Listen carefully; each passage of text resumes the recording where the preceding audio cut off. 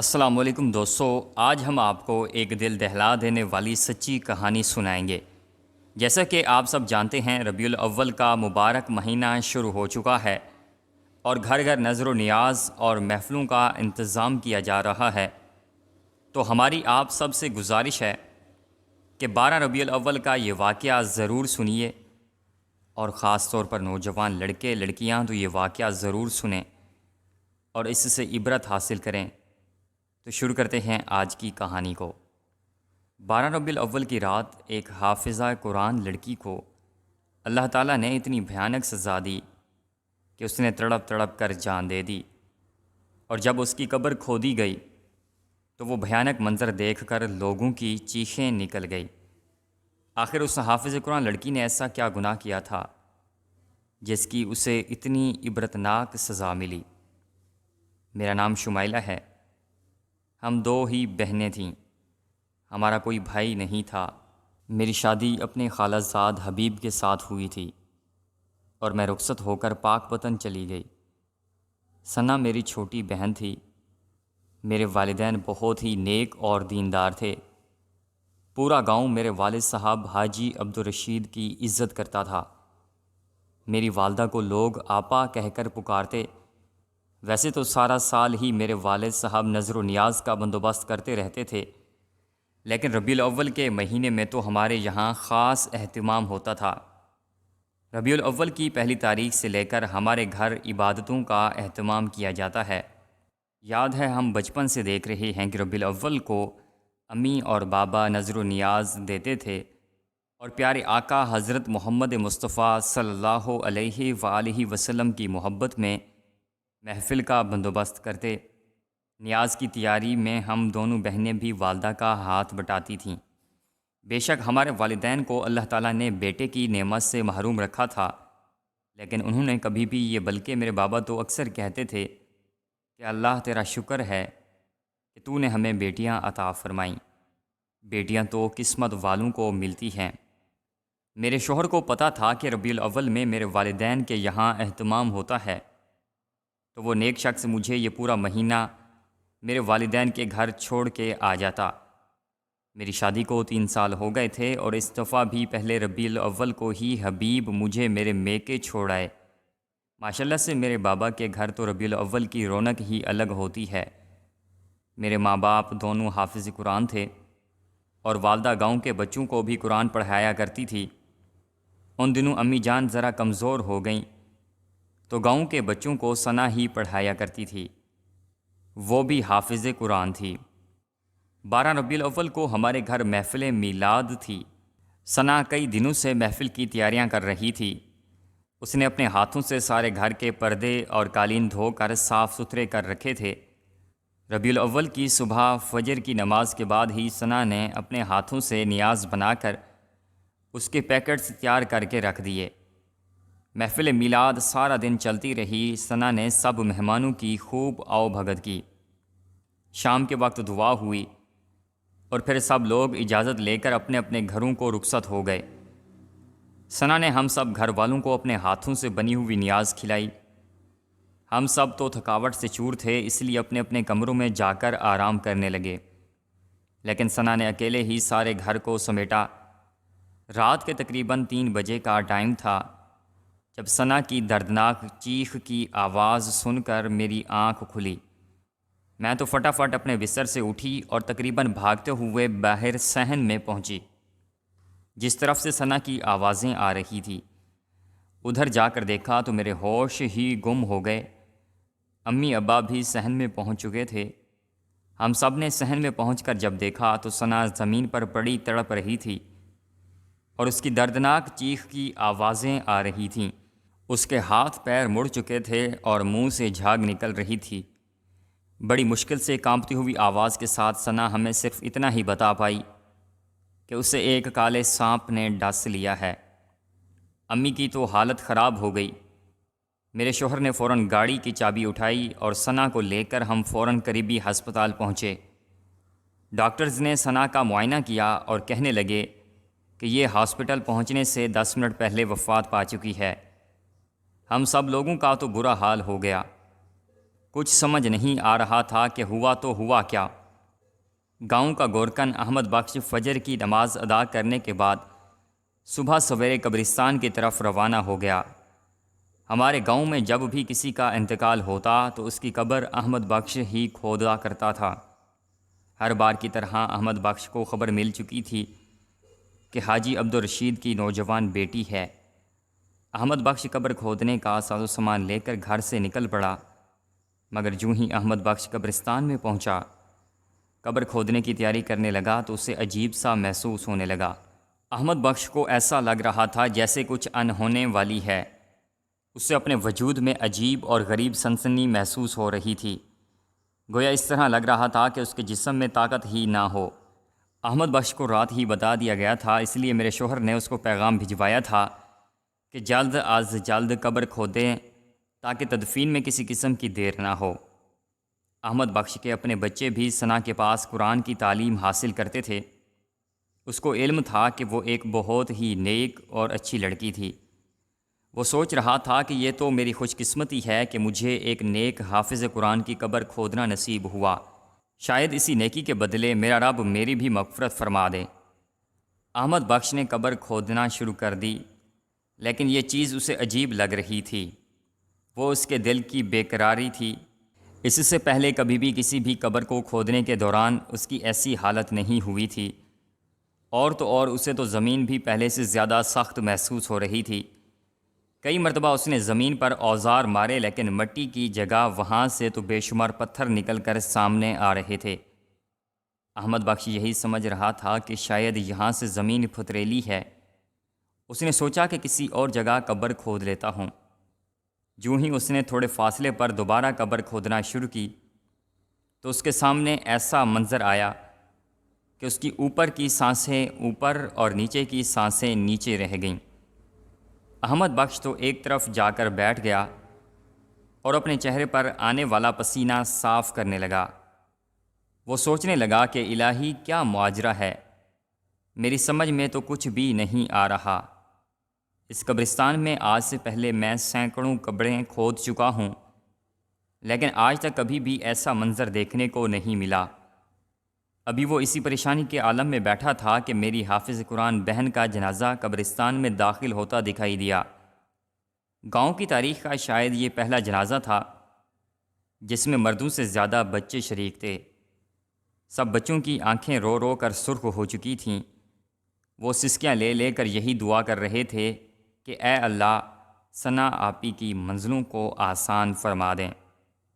ان سب کے لبوں پر کلمہ طیبہ کا ورد جاری تھا۔ میری بہن کی وفات ہوئی تو پورے گاؤں کے بچے جنازے میں شامل تھے۔ یوں لگ رہا تھا کہ گویا ان بچوں کی تو سگی ماں ہی ان سے جدا ہو گئی ہو۔ میرے شوہر بچوں کو دیکھ کر حیران تھے تو ان کو کسی نے بتایا کہ ثنا حافظ قرآن تھی۔ ان سب بچوں کو قرآن پڑھاتی تھی اور وہ ایک ایک بچے سے بے حد مانوس تھی اور اپنے سب شاگردوں سے بے انتہا محبت کرتی تھی۔ اس لیے بچے اس کی اچانک وفات پہ اس قدر غمزدہ تھے۔ میری بہن کی میت تدفین کے لیے قبرستان میں داخل ہو چکی تھی، لیکن گورکن حیران اور پریشان بیٹھے اتنے بڑے جنازے کو آتا دیکھ رہے تھے۔ کلمہ شہادت کے نعرے گونج رہے تھے۔ جنازے کو دیکھ کر تو صاف پتہ چل رہا تھا کہ یہ لڑکی بہت نیک اور پارسا تھی۔ دوسری جانب قبر کو دیکھ کر احمد بخش تو پریشان تھا اور استغفر اللہ کا ورد اس کے لبوں پر جاری تھا۔ جب میری بہن ثنا کی میت کو قبر میں اتارا جانے لگا تو اچانک مٹی ہلنے لگی۔ یوں معلوم ہوا کہ جیسے مٹی میں کچھ موجود ہو۔ وہاں موجود لوگوں نے یہ منظر دیکھا تو ان کے تو پیروں کے نیچے سے زمین نکل گئی۔ اس سے پہلے قبر میں دفن کرتے قبر کی مٹی میں سے یکا یک ایک بہت بڑا کالا 2 منہ والا سانپ برآمد ہوا اور اس نے آنن فانن میت کو ڈنگ مارنا شروع کر دیے۔ اگلے ہی پل وہاں موجود لوگوں نے میت کو قبر سے دور کھینچ لیا۔ سانپ اس قبر میں ہی گھومنے لگا اور بے شمار بچھو نمودار ہونے لگے۔ وہ منظر دیکھ کر وہاں کھڑے لوگوں کی تو چیخیں نکل گئیں۔ یہ بات اب تک پورے گاؤں میں پھیل چکی تھی۔ لوگ طرح طرح کی باتیں کرنے لگے، جتنے منہ اتنی باتیں۔ کوئی کہتا دیکھو تو قبر سے سانپ نکل آیا، لیکن یہ تو حافظ قرآن تھی، اس کی قبر سے سانپ کیسے نکل سکتا ہے؟ یہ لڑکی تو کئی بچوں کو قرآن پاک پڑھاتی تھی، دینی درس دیا کرتی تھی، اس سے ضرور کوئی گناہ ہوا ہے جو اس کی قبر سے اتنا بڑا سانپ برآمد ہوا۔ لوگ طرح طرح کی باتیں کرنے لگے۔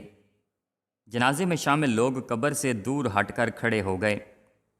کوئی بھی قبر کے قریب جانے کو تیار نہیں تھا، اور نہ ہی کوئی اس میت کو اٹھا کر قبر میں دفنانے کی ہمت کر رہا تھا۔ میرے والد صاحب نے احمد بخش سے کہا کہ تم ایک نئی قبر تیار کرو۔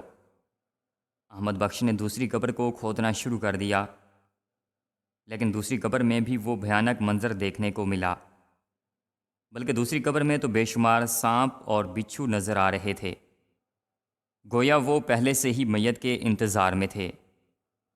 میرے شوہر بھی وہاں موجود تھے۔ وہ گاؤں کے چند مشہور آدمیوں کو ساتھ لے کر ہمارے علاقے کے ایک مشہور دیندار کی خدمت میں حاضر ہوئے۔ وہ اللہ کے بہت ہی نیک اور پرہیزگار بزرگ تھے۔ سارے ملک کے لوگ ان کی بے انتہا عزت احترام کرتے ہیں۔ ہمارے گاؤں میں جب بھی کوئی حادثہ ہوتا یا کسی بھی قسم کی کوئی مشکل یا پریشانی پیش آتی تو تمام گاؤں والے انہی سے مشورہ طلب کرتے۔ مولانا اس وقت مسجد میں ہی بیٹھے تھے۔ وہ ایسے پریشانی کے عالم میں گاؤں کے لوگوں کو دیکھ کر بے چین ہو گئے اور پوچھنے لگے کہ کیا ماجرا ہے۔ وہ لوگ تو جو منظر ابھی ابھی قبرستان میں دیکھ کر آئے تھے سب مولانا کو بتا دیا۔ وہ سب کچھ جان کر مولانا کی آنکھیں حیرت سے کھل گئی اور وہ استغفر اللہ کا ورد کرنے لگے۔ مولانا صاحب کہنے لگے کہ مجھے بھی قبرستان لے چلیں، میں وہ سارا منظر اپنی آنکھوں سے دیکھنا چاہتا ہوں۔ جیسے ہی مولانا صاحب قبرستان میں پہنچے تو وہاں لوگوں کی کافی بھیڑ اکٹھی ہو چکی تھی۔ لوگوں نے مولانا کو دیکھا تو جلدی سے راستہ خالی کرنے لگے۔ مولانا صاحب قبرستان میں بذات خود تشریف لے کر گئے۔ مولانا نے ایک نظر میری بہن ثنا کی میت پر ڈالی اور پھر قبر کی جانب دیکھنے لگ گئے۔ مولانا کو جنازے میں شریک بچے بھی دکھائی دے رہے تھے۔ وہ سب لوگ اب دور جا کر کھڑے تھے، کوئی بھی میت کے قریب نہیں جا رہا تھا۔ اتنے میں ایک شخص مولانا کے پاس آیا اور کہنے لگا کہ اس لڑکی کی پہلی قبر اس جانب کھودی پڑی ہے، جس میں وجود کو چبھنے والے بے شمار کنکر اور پتھر پڑے ہیں۔ یہ کوئی پتھریلا علاقہ تو نہیں۔ دوسری دفعہ جو قبر کھودی گئی تو قبر میں سیاہ رنگ کا 2 منہ والا سانپ نکلا، جسے دیکھ کر سب لوگ ڈر گئے۔ اس کے بعد اس لڑکی کی قبر کو ایک دوسری جگہ پر کھودا گیا تو وہی ماجرا ہوا، وہاں بھی دیکھنے کو ملا۔ مولانا صاحب اپنی آنکھیں بند کیے پیچھے ہٹ چکے تھے۔ اس وقت بھی قبر میں بہت بڑا کالا سانپ موجود تھا اور قبر کی دیواروں سے مٹی ہلتی ہوئی محسوس ہو رہی تھی، یہ بے شمار بچھو رینگ رہے ہوں۔ مولانا صاحب کی آنکھوں سے آنسو آ گئے۔ وہ بلند آواز میں اللہ کا ذکر کرنے لگے۔ وہاں موجود لوگوں نے میری بہن کے بارے میں اپنی اپنی سمجھ کے مطابق مولانا صاحب کو معلومات دینا شروع کر دی۔ 3 گھنٹے گزر چکے تھے، میت یوں ہی قبرستان میں پڑی تھی۔ مولانا صاحب نے حکم دیا کہ اس لڑکی کی میت کو مسجد میں لے جایا جائے۔ سرگوشیاں کر رہے تھے کہ آخر یہ کیا معاملہ ہے۔ اب تو لوگوں نے طرح طرح کی بری بری باتیں شروع کر دیں۔ میرے بابا کی تو حالت خراب ہو گئی تھی، ماں کا بھی رو رو کے برا حال تھا۔ خیر میری بہن کی میت کو مسجد میں پہنچا دیا گیا۔ مسجد میں لگ بھگ گاؤں کے سبھی لوگ جمع ہو چکے تھے۔ وہاں موجود ہر شخص میری بہن کے بارے میں الگ ہی کہانی سنا رہا تھا۔ کوئی کہنے لگا، ارے ہم تو اسے بڑا ہی نیک سمجھتے تھے، حافظ قرآن ہونے کے باوجود لڑکوں کو اپنے گھر میں بلوا کر تعلیم دیتی تھی، یہی وجہ ہے کہ اللہ تعالیٰ نے اس پر عذاب نازل کیا ہے، وہ بھی ربیع الاول کے پاک مہینے میں۔ ایک شخص کہنے لگا، یہ لڑکی تو نابالغ لڑکوں کو تعلیم دیا کرتی تھی جن کی عمر 11 سال سے کم ہوتی تھی۔ اسی لمحے مولانا صاحب بھی مسجد میں داخل ہوئے تو ایک دم خاموشی چھا گئی۔ ان میں سے کسی نے مولانا صاحب سے پوچھا کہ اب اس لڑکی کی میت قبر میں دفنا بھی جائے گی یا نہیں؟ جو کچھ اس کے ساتھ ہو رہا ہے ایسا لگتا ہے کہ یہ بہت ہی زیادہ گنہگار تھی۔ تب ہی تو زمین نے بھی اسے قبول کرنے سے انکار کر دیا۔ مولانا نے سب لوگوں کو خاموش رہنے کا اشارہ کیا اور کہنے لگے اللہ کے ہاں کون نیک ہے کون بد، اس کا فیصلہ خود اس کی ذات کرے گی۔ دنیا والوں کو کوئی حق نہیں پہنچتا کسی پر کوئی گناہ گار یا پارسا کا ٹھپا لگانے کا۔ مولانا صاحب نے فرمایا کہ جتنے بھی بچے اس لڑکی کے پاس قرآن پاک پڑھنے جاتے تھے ان سب کو بلایا جائے، میں سب سے کچھ پوچھنا چاہتا ہوں۔ سبھی بچے مسجد میں آ گئے۔ مولانا صاحب آگے بڑھے اور بچوں سے سوال کرنے لگے کہ کیا تمہاری حافظہ باجی نے کبھی تم پر ہاتھ اٹھایا تھا یا سختی کی تھی؟ یہ سن کر ایک لمحہ تو بچے خاموش رہے، پھر کہنے لگے کہ ایسا کچھ بھی کبھی نہیں ہوا، بہت ہی اچھی تھی، ہم نے تو پہلا حرف ہی ان کے پاس آ کر سیکھا۔ انہوں نے کبھی بھی کسی بچے کے ساتھ سختی نہیں کی تھی اور نہ ہی کسی بچے کو کبھی مارا تھا۔ اس کے بعد مولانا صاحب ہمارے گھر تشریف لائے اور میری والدہ اور والد صاحب سے ثنا کے بارے میں پوچھنے لگے کہ کیا وہ ماں باپ کی نافرمان ان کا دل دکھاتی تھی؟ تو میری امی اور بابا رونے لگے اور کہنے لگے کہ ہماری ثنا نے آج تک کبھی بھی اف بھی نہیں کی۔ امی کہنے لگی کہ مولانا صاحب ثنا تو گھر کے سارے کام خود کرتی اور رات سونے سے پہلے مجھے بلا ناغہ دبا کر سویا کرتی تھی۔ کچھ ماہ پہلے مجھے فالج ہو گیا تھا، تب سے لے کر آج تک میری بیٹی بچوں کو پڑھانے سے لے کر گھر کے سارے کام کاج خود ہی کرتی ہے، مجھے کبھی چارپائی سے قدم بھی نیچے نہیں اتارنے دیا، میرے ایک اشارے پر حاضر ہو جاتی ہے۔ ہم سب تو بے حال ہو چکے تھے، میری بہن ایسی تھی جیسے کہ کردار پر ایک بھی داغ دکھائی نہیں دے رہا تھا، سبھی لوگ اس کی تعریفیں کرتے نہیں تھکتے تھے۔ مولانا صاحب بھی بے حد پریشان ہو گئے۔ انہوں نے وضو کیا اور جائے نماز بچھا کر 2 نفل پڑھ کر دعا کرنے لگے کہ الہی کیا ماجرا ہے، اس بچی کو زمین بھی قبول نہیں کر رہی۔ مولانا دعا کرنے کے بعد ہمارے صحن میں آ کر بیٹھے، ہم سب ان کے پاس جا بیٹھے۔ امی نے مولانا صاحب کو بتایا کہ ثنا دن بھر 12 ربیع الاول کی محفل میلاد کا بندوبست کرنے میں مصروف رہی اور اس نے تنہا محفل کے سارے انتظامات سنبھالے۔ کسی نے بھی اپنی زندگی میں آج سے پہلے ایسا معاملہ کبھی نہیں دیکھا تھا۔ مولانا صاحب پریشانی کے عالم میں ہم سب گھر والوں کے ساتھ بیٹھے تھے کہ اسی وقت میری بہن کی بچپن کی ایک سہیلی سونیا وہاں آ گئی۔ وہ بہت زیادہ رو رہی تھی اور کانپ رہی تھی۔ وہ ثنا کی بچپن کی سہیلی تھی، لیکن چند ماہ پہلے نہ جانے کس بات پر دونوں سہیلیوں میں انبن ہوئی اور بچپن کی دوستی گویا ٹوٹ گئی۔ اسی دوران سونیا کی شادی ہو گئی تو ثنا اس کی شادی میں بھی شریک نہ ہوئی۔ مولانا صاحب، میں اور امی اور بابا وہیں موجود تھے۔ اسی وقت سونیا نے ایسی بات کی کہ ہم سب کے پیروں کے نیچے سے زمین ہی نکل گئی۔ سونیا مکمل پردے میں تھی، اس نے ایک برقع پہن رکھا تھا۔ وہ مولانا صاحب کے قدموں میں جا بیٹھی اور رونے لگی۔ وہ کہنے لگی کہ جب مجھے خبر ملی کہ میری دوست ثنا کی قبر پہ یہ معاملہ پیش آیا ہے تو میں تو کانپ کر رہ گئی اور فوراً یہاں پہنچی۔ مجھے پہلے ہی ڈر تھا کہ اللہ تعالیٰ میری سہیلی سے ناراض نہ ہو جائے۔ میں نے تو اس کو بہت سمجھایا کہ توبہ کر لو، لیکن اس کو اپنی غلطی کا احساس تک نہیں تھا۔ مولانا صاحب نے سونیا کی جانب دیکھا اور کہنے لگا، بیٹا جو بھی کہنا ہے بالکل سچ کہنا۔ مرے ہوئے لوگوں پر کوئی بہتان لگانا گناہ کبیرہ ہوتا ہے۔ تبھی اس نے اپنے پاس میں سے ایک شاپر نکالا اور اس کی گرہ کھولنے لگی۔ اگلے ہی لمحوں اس نے شاپر میں سے ایک موبائل فون نکالا اور اس کو اوپن کر کے کچھ میسیجز اور تصویریں دکھانے لگی، جنہیں دیکھ کر ہم سب کی روحوں کانپ گئی اور ہمیں اپنی آنکھوں پر یقین نہیں آ رہا تھا۔ سونیا کہنے لگی کہ مجھے پتا تھا آپ لوگ میری باتوں کا یقین نہیں کریں گے، اس لیے ثبوت ساتھ لائی ہوں۔ چونکہ ثنا کے پاس اپنا موبائل فون نہیں تھا تو وہ اپنے منگیتر جواز سے بات کرنے کے لیے میرا فون ہی استعمال کرتی تھی۔ اسی دوران ثنا سے میری بات چیت ختم ہو گئی اور میری شادی ہو گئی تو اس فون کا مجھے خیال ہی نہیں آیا اور موبائل یوں ہی میری ایک الماری میں پڑا رہ گیا۔ سونیا کہنے لگی جب بھی گاؤں میں کہیں محفل میلاد ہوتی تو اپنے گھر سے تو میرے ساتھ ہی جاتی، لیکن مجھے محفل میں بٹھا کر خود جواد کے ساتھ تنہائی میں ملاقات کرنے چلی جاتی۔ یہ تقریباً 6 ماہ پہلے کی بات ہے، جب آپ لوگوں کے گھر میں محفل تھی اور جس وقت سب گھر والے محفل میں مصروف تھے تو ثنا نے چپکے سے جواد کو اپنے گھر میں بلا لیا اور چھت پر موجود ایک کمرے میں چھپا دیا۔ جیسے ہی محفل ختم ہوئی سب لوگ اپنے اپنے گھروں کو لوٹ گئے تو ثنا نے جواد کی لائی ہوئی نیند کی گولیاں نیاز کی کھیر میں ملائی اور اپنی والدہ اور والد کو وہ کھیر کھلا دی تاکہ ماں باپ بے خبر سو جائیں اور وہ اکیلے کمرے میں جواد کے ساتھ وقت گزارے۔ لیکن خدا کی کرنی ایسی ہوئی کہ غلطی سے اس نے اپنی والدہ کی کھیر میں زیادہ ہی دوا ملا دی، جس کی وجہ سے ان کو فالج کا اٹیک ہو گیا۔ تب میں بہت زیادہ پریشان ہو گئی اور میں نے ثنا کو سمجھایا کہ توبہ کر لے اور اپنی ماں سے معافی مانگ لے، ورنہ میں جا کر اس کے ماں باپ کو سب باتیں بتا دوں گی۔ لیکن وہ تو نہ جانے کس مٹی کی بنی ہوئی تھی، اپنی غلطی پر پشیمان ہونے کی بجائے مجھ سے ہی تعلق ختم کر لیا۔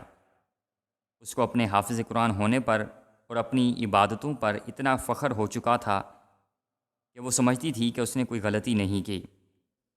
میں اس وقت آپ سب لوگوں کو وہ بات بتانا چاہتی تھی، لیکن چونکہ وہ میری بچپن کی سہیلی تھی اور وہ میری بھی ہم راز تھی تو وہ الٹا مجھے ہی بلیک میل کرنے لگی۔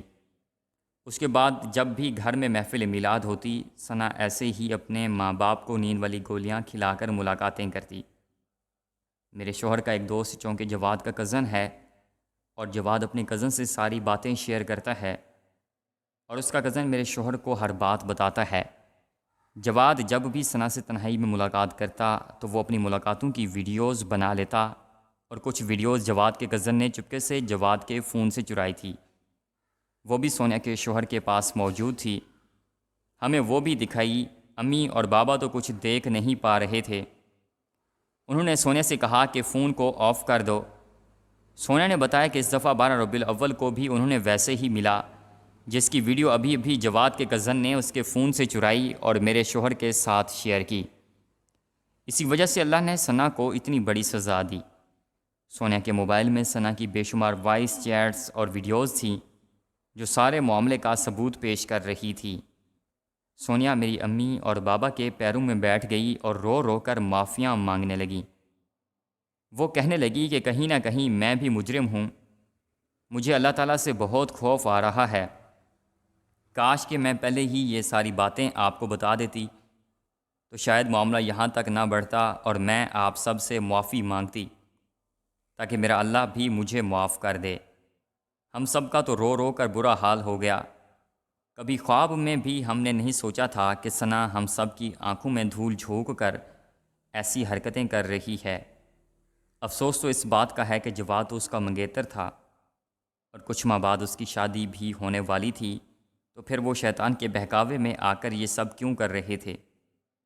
مولانا صاحب تو چپ چاپ وہاں سے اٹھ کر پہلے ہی جا چکے تھے، بس سیدھا مسجد میں تشریف لے گئے۔ اس وقت تک رات کافی ہو چکی تھی۔ کالی رات مولانا صاحب نے میت کو اٹھانے کا اشارہ کیا اور قبرستان میں تشریف لے گئے۔ خوب اندھیرے میں ایک نئی قبر کھودی گئی۔ کسی کو بھی قبر پر روشنی ڈال کر دیکھنے کی اجازت نہیں تھی۔ مٹی میں ہونے والی سرسراہٹ کی آواز فضا میں گونج رہی تھی اور ثنا کو مٹی کے حوالے کر دیا گیا۔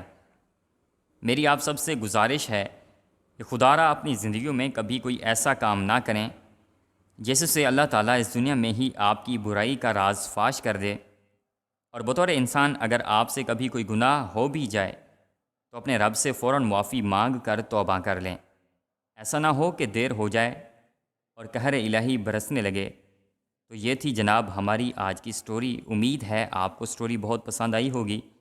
تو اگر سٹوری پسند آئی ہے تو پلیز اس چینل کو سبسکرائب کر دیں اور اس ویڈیو کو لائک کر دیں۔ اپنا خیال رکھیے، اپنے گھر والوں کا خیال رکھیے۔ ملتے ہیں پھر ایک نئی ویڈیو کے ساتھ، تب تک کے لیے اللہ نگہبان۔